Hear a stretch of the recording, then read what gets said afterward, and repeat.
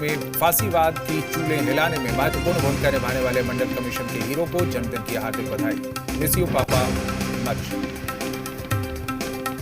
RJD supremo Lalu Prasad Yadav के 73वें जन्मदिन के मौके पर उनके बड़े बेटे तेज प्रताप यादव ने शक्तिपीठ छोटी पटन देवी मंदिर में पूजा की। तेज प्रताप ने मां शक्ति की आरती की और अपने पिता के स्वास्थ्य और दीर्घायु होने की कामना की। लालू यादव के जन्मदिन के अवसर पर आरजेडी कार्यकर्ता सुबह से खाना बनाने में जुटे हुए हैं।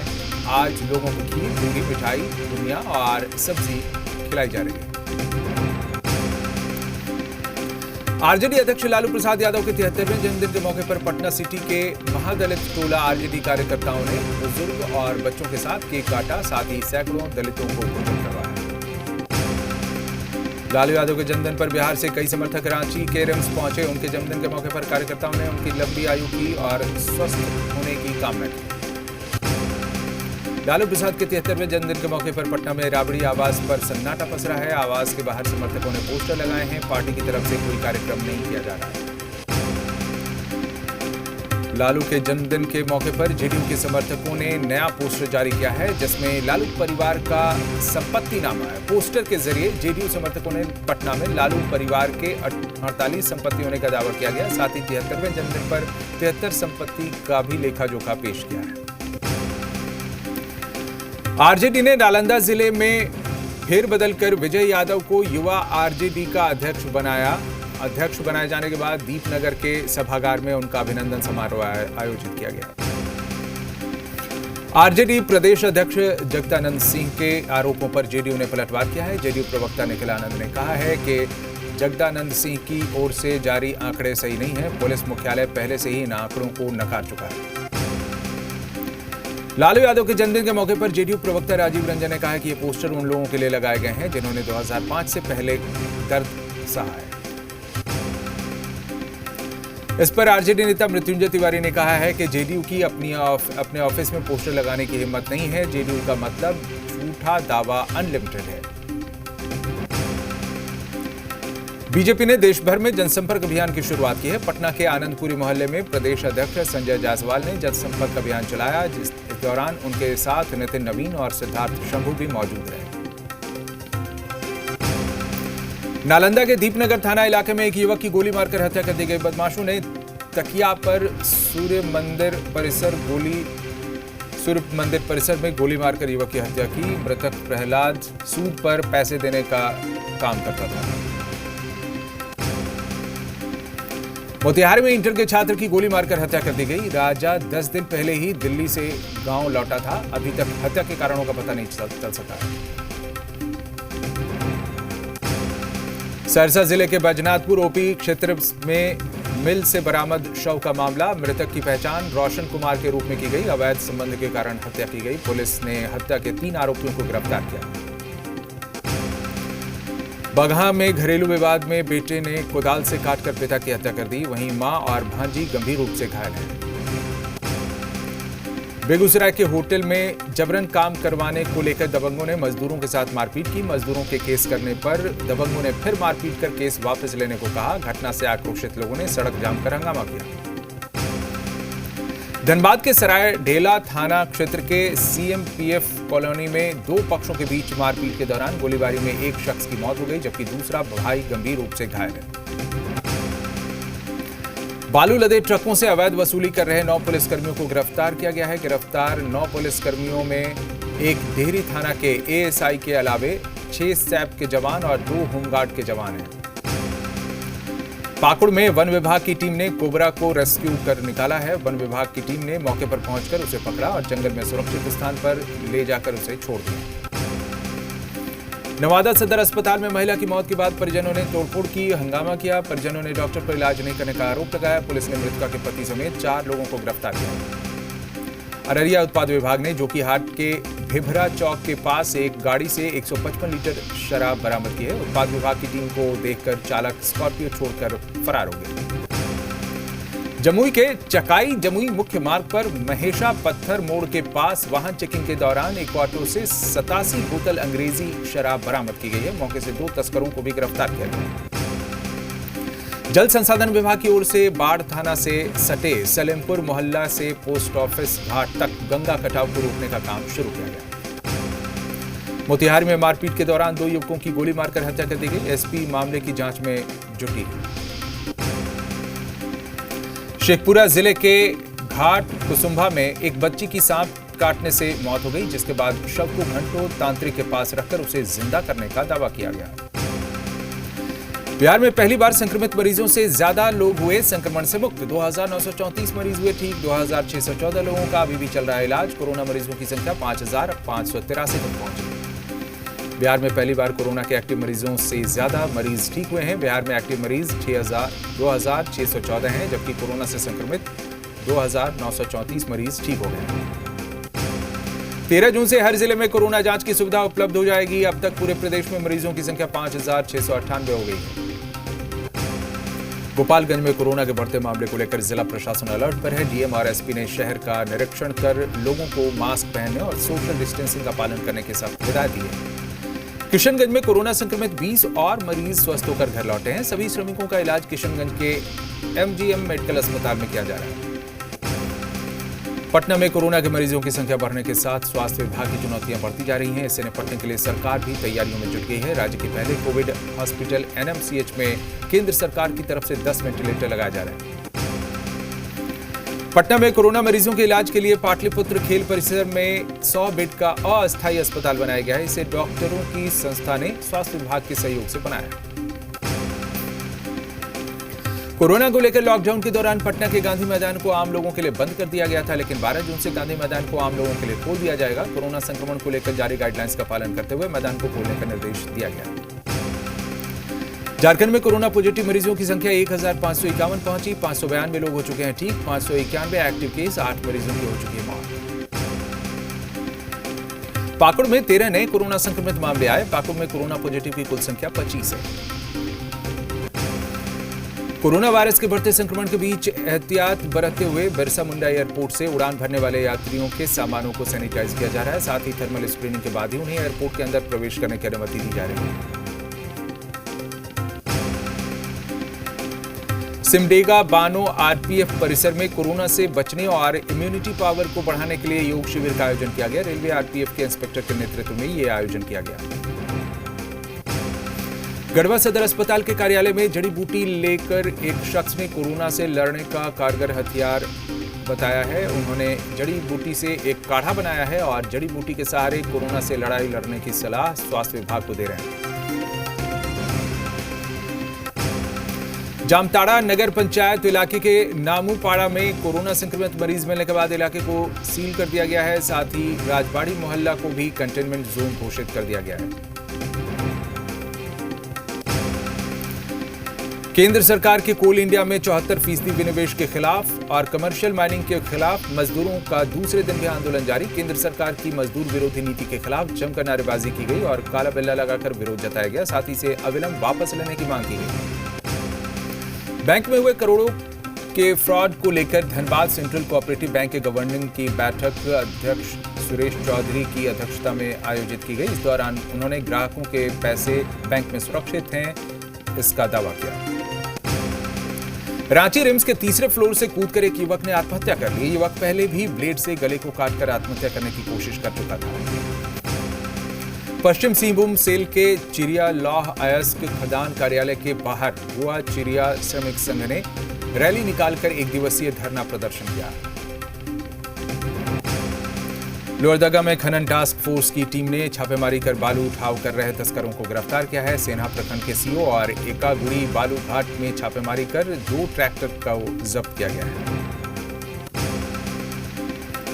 राजधानी रांची में स्थानीय लोग पानी के लिए तरस रहे हैं। लोगों को पानी के लिए लंबा इंतजार करना पड़ रहा है। इन इलाकों में कभी कभी ही पानी आता है। शहर में पेयजल की व्यवस्था ठप हो गई है। रांची में खूबसूरत झील बड़ा तालाब जो ब्रिटिश काल में बनाया गया था, निगम की लापरवाही के चलते पूरे तालाब में जलकुंभ भी जमा है। पानी गंदा हो रहा है, साथ ही मछलियां भी मर गई हैं। लोहरदगा में प्रवासी मजदूरों के स्वस्थ होने का आंकड़ा भी बढ़ा है। जिले में 36 पॉजिटिव केस हैं, वहीं 14 लोग स्वस्थ होकर घर लौट गए। 12 जून को झारखंड में मानसून के आने की संभावना है। मानसून के आने से पहले जामताड़ा में किसान खेतों में धान के बिचड़े डालने में जुटे हुए हैं।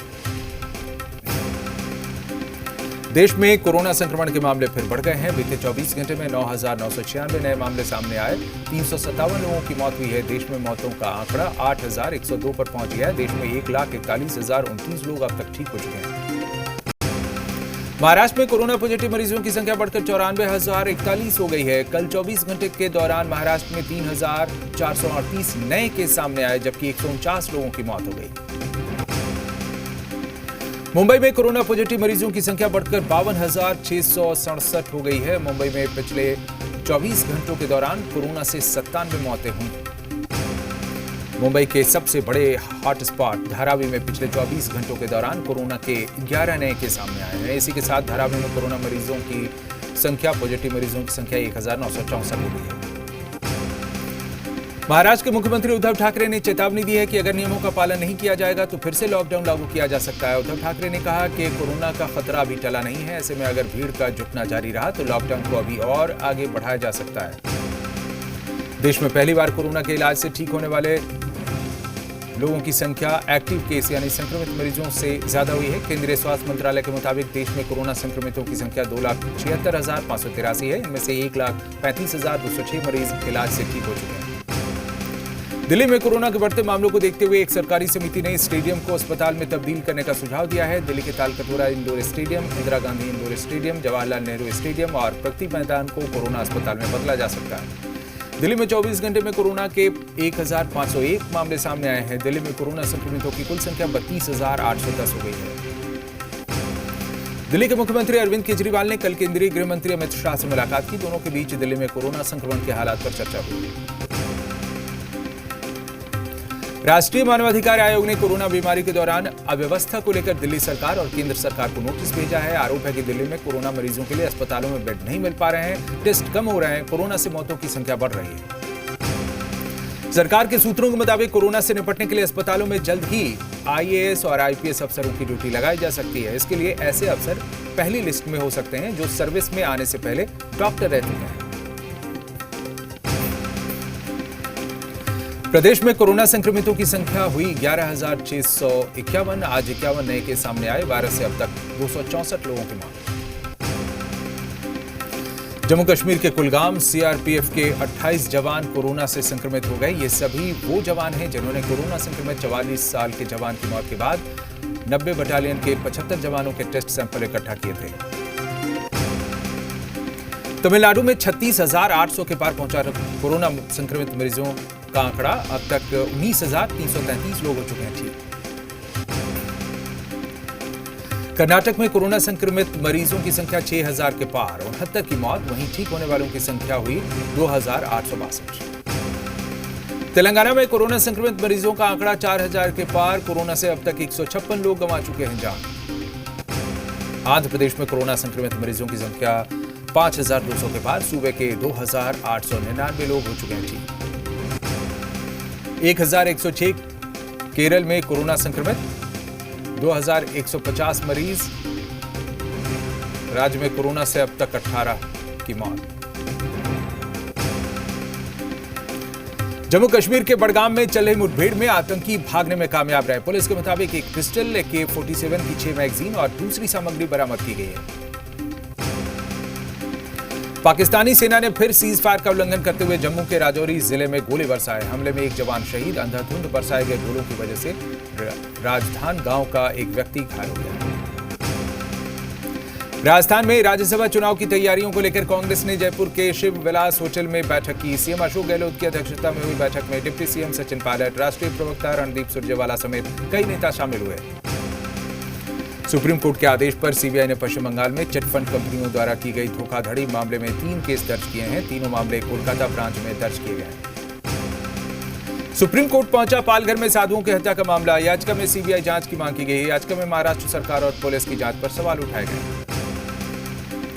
अफगानिस्तान के सुरक्षा बलों ने आतंकी संगठन ISKP के ज्यादातर अड्डों को तबाह किया। अफगानिस्तान में दहशतगर्दी फैलाने के लिए पाकिस्तान ने इस आतंकी संगठन का गठन किया था। जम्मू कश्मीर के शोपियां में आतंकियों ने मुखबिरी के शक में एक युवक की हत्या कर दी है। आतंकियों ने शोपियां के पिंजूरा से कल रात युवक को अगवा किया और हत्या से पहले उसे टॉर्चर भी किया गया। जम्मू कश्मीर के अनंतनाग में सरपंच अजय पंडिता की हत्या करने वाले आतंकियों का अब तक पता नहीं चला है। अजय पंडिता की बेटी शील पंडिता ने जी मीडिया से बात करते हुए कहा है कि उनके पिता के हत्यारे कायर थे और अगर सेना और सरकार बदला नहीं लेती तो वो खुद बदला लेंगी। कश्मीर में हिंदू सरपंच की हत्या को लेकर लोगों की चुप्पी पर बॉलीवुड अभिनेत्री कंगना रनौत ने सवाल उठाए हैं। कंगना ने बॉलीवुड पर निशाना साधते हुए कहा कि बॉलीवुड के लोग हाथों में मोमबत्तियां लेकर और कार्ड्स लेकर जिहादी एजेंडे पर निकल पड़ते हैं। कंगना ने अजय पंडिता के हत्यारों को सजा दिलाने के लिए प्रधानमंत्री से गुहार लगाई है। भारत और चीन के बीच जारी सीमा विवाद के बीच चुशूल में मेजर जनरल स्तर की बातचीत हुई। सूत्रों के मुताबिक बैठक में सीमा पर आमने सामने तैनात सैनिकों को वापस लौटाने की प्रक्रिया पर विचार विमर्श किया गया। अंतर्राष्ट्रीय रेटिंग एजेंसी फिच के मुताबिक अगले साल यानी कि 2021-22 में भारत की विकास दर 9.5 रह सकती है। भारतीय अर्थव्यवस्था के लिए यह अच्छी खबर है। एजेंसी के मुताबिक ऐसा इसलिए हो सकता है क्योंकि सरकारी कर्ज में कुछ कमी आएगी, निवेश अच्छा आएगा और मोटे तौर पर अर्थव्यवस्था के लिए सकारात्मक माहौल रहेगा। केरल में हथिनी विनायकी की हत्या के मामले में 3 आरोपियों को गिरफ्तार कर लिया गया है। 2 मुख्य आरोपियों की तलाश जारी है। इन दोनों ही हथिनियों ने फलों में रखे हुए पटाखे खा लिए थे जिनके धमाके से उनके मुंह में घाव हो गए थे। गुजरात के गिर वन इलाके में एशियाई शेर की आबादी बढ़ गई है। इसकी जानकारी खुद प्रधानमंत्री नरेंद्र मोदी ने ट्वीट कर दी। ट्वीट में प्रधानमंत्री ने लिखा, 2 बहुत अच्छी खबरें हैं। गुजरात के गिर वन में रहने वाले एशियाई शेर की आबादी लगभग 29% तक बढ़ गई है। शेरों की तादाद साल 2015 में 523 थी जो अब बढ़कर 674 हो गई है। सरकारी सूत्रों के मुताबिक कोरोना से निपटने के लिए अस्पतालों में जल्द ही आईएएस और आईपीएस अफसरों की ड्यूटी लगाई जा सकती है। इसके लिए ऐसे अफसर पहली लिस्ट में हो सकते हैं जो सर्विस में आने से पहले डॉक्टर रह चुके हैं। महाराष्ट्र के मुख्यमंत्री उद्धव ठाकरे ने चेतावनी दी है कि अगर नियमों का पालन नहीं किया जाएगा तो फिर से लॉकडाउन लागू किया जा सकता है। राष्ट्रीय मानवाधिकार आयोग ने कोरोना बीमारी के दौरान अव्यवस्था को लेकर दिल्ली सरकार और केंद्र सरकार को नोटिस भेजा है। आरोप है कि दिल्ली में कोरोना मरीजों के लिए अस्पतालों में बेड नहीं मिल पा रहे हैं। दिल्ली के लोगों को पुलिस कमिश्नर ने एडवाइजरी जारी कर रात को घर से नहीं निकलने की सलाह दी है।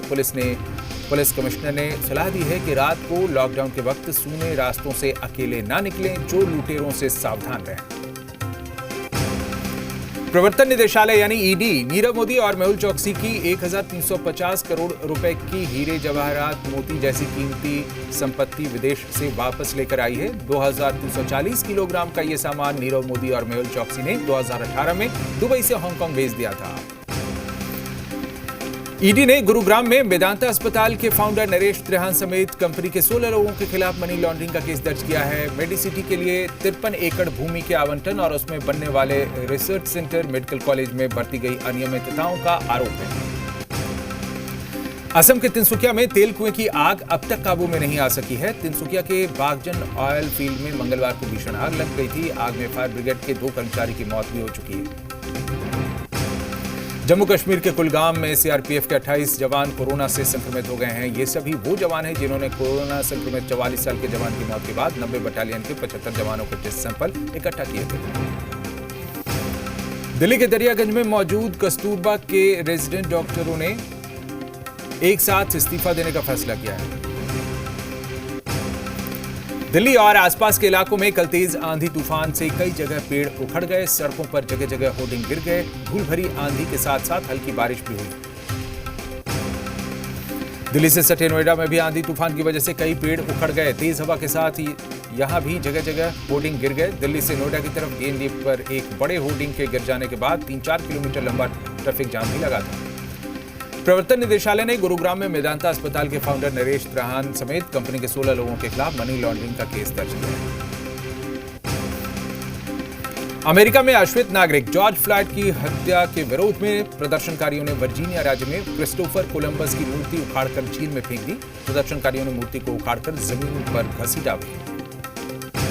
श्रीलंका में 4 अगस्त को आम चुनाव होंगे। राष्ट्रपति गोटबाया राजपक्षे ने तय वक्त से 6 महीने पहले ही मार्च में संसद भंग कर दी थी और 25 अप्रैल को चुनाव कराने की मांग की थी, लेकिन चुनाव आयोग ने कोरोना वायरस महामारी के मद्देनजर चुनाव को करीब 2 महीने तक टालते हुए 20 जून कर दिया था।